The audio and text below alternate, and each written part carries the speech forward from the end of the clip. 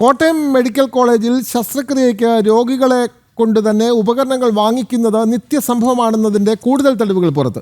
പക്ഷാഘാതത്തെ തുടർന്ന് ശസ്ത്രക്രിയയ്ക്ക് വിധേയയായ രമ്യയ്ക്ക് 1 ലക്ഷം രൂപയുടെ ശസ്ത്രക്രിയാ ഉപകരണമാണ് വാങ്ങി നൽകേണ്ടി വന്നത്.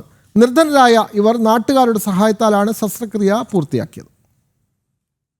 കോട്ടയം മെഡിക്കൽ കോളേജിൻ്റെ ദുരവസ്ഥ കഴിഞ്ഞ ദിവസം എൻ്റെ സ്വന്തം അനുഭവത്തിലൂടെയാണ് ഞാൻ വെളിപ്പെടുത്താൻ ശ്രമിച്ചതെങ്കിൽ ഇന്ന് മറ്റക്കര സ്വദേശിയായിട്ടുള്ള രമ്യയ്ക്ക് നേരിടേണ്ട അനുഭവങ്ങളാണ് പറയുന്നത്. പക്ഷാഘാതം സംഭവിച്ച അവർക്ക് ഏതാണ്ട് 80,000 രൂപയോളം തുകയ്ക്ക് വരുന്ന ഉപകരണങ്ങൾ ശസ്ത്രക്രിയയ്ക്കായി പുറമേ നിന്ന് വാങ്ങേണ്ടി വന്നു. മറ്റക്കര മുളേക്കുന്നേൽ രമ്യ ഗോപൻ തലച്ചോറിലെ രക്തസ്രാവത്തെ തുടർന്ന് ശസ്ത്രക്രിയയ്ക്ക് ശേഷം കിടപ്പിലാണ്. ഓർമ്മ പൂർണ്ണമല്ല. ആ സംഭവത്തെ ഓർത്തെടുക്കുമ്പോൾ കണ്ണീരുകൊണ്ട് കാഴ്ച മങ്ങും.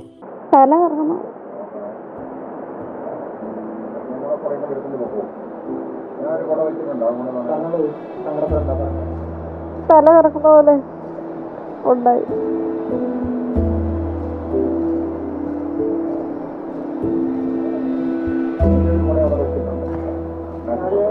ആദ്യം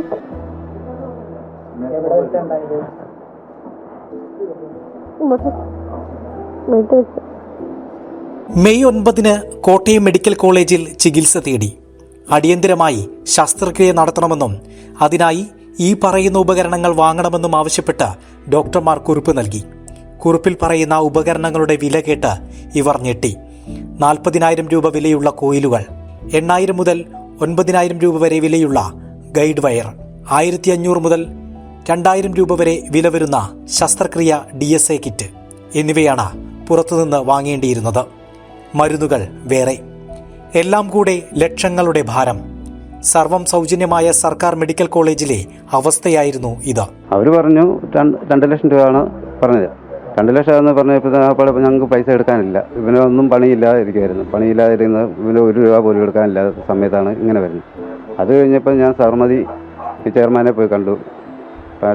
ഇതിൻ്റെ പോയി കണ്ടു. അപ്പം അവർ പറഞ്ഞു പേടിക്കണ്ട, നമുക്ക് മറ്റേ തിരുവഞ്ചൂർ സാറിനെ പോയി കാണാമെന്ന് പറഞ്ഞു. അങ്ങനെ ഞാനും സർമതി ചെയർമാൻ വിജയൻ സാറും പിന്നെ രവിചേട്ടനും ഒക്കെ കൂടി തിരുവഞ്ചൂർ രാധാകൃഷ്ണൻ സാറിനെ പോയി കണ്ടു. അപ്പം അവിടെ വെച്ച് തന്നെ തിരുവഞ്ചൂർ സാറ് ഡോക്ടറെ വിളിച്ച് പറഞ്ഞു. അപ്പം വിളിച്ച് പറഞ്ഞ് അന്നേരം ഡോക്ടർ പറഞ്ഞ് നമ്മുടെ വിജയൻ സാറുമായിട്ട് അങ്ങോട്ട് ചെല്ലാനാണ് പറഞ്ഞു. അപ്പോൾ അങ്ങോട്ട് ചെന്ന് ഞങ്ങളും രവിചേട്ടനും വിജയൻ സാറുമായിട്ട് നേരെ മെഡിക്കൽ കോളേജിൽ ചെന്നു. പിന്നെ അവിടെ ചെന്നിട്ട് വിജയൻ സാറാണ് കാര്യങ്ങൾ ഡോക്ടറോട് സംസാരിച്ചത്. 1 ലക്ഷം രൂപയുടെ ശസ്ത്രക്രിയാ ഉപകരണങ്ങൾ വേണ്ടി വന്നു രമ്യയുടെ ചികിത്സയ്ക്ക്. ഇവരുടെ അവസ്ഥ കണ്ട് അലിവ് തോന്നിയ സ്വകാര്യ സർജിക്കൽ ഏജൻസി 20,000 രൂപ ഇളവ് നൽകി.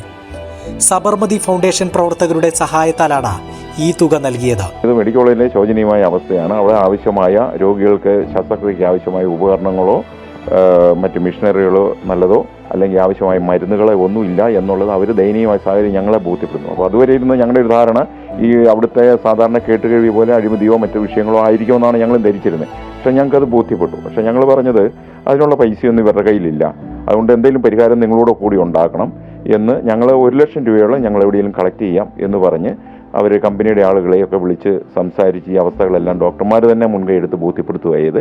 അങ്ങനെ ഞങ്ങൾ നാട്ടിൽ വന്ന് പിരിവെടുത്തു.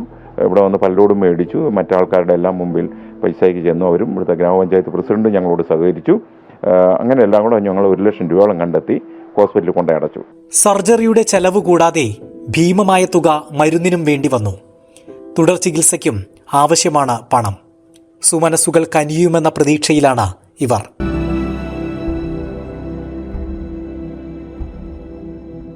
പരസ്യത്തിനപ്പുറമുള്ള സർക്കാർ ആരോഗ്യ സംവിധാനങ്ങളുടെ പരാജയത്തിന്റെ കഥകൾ ഇങ്ങനെ പുറത്തു വന്നുകൊണ്ടിരിക്കുകയാണ്.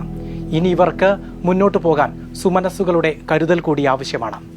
കോട്ടയത്ത് നിന്ന് ക്യാമറമാൻ വിവേക് ജി വിനോദിനൊപ്പം മിഥുനയ്യപ്പൻ, ജനം.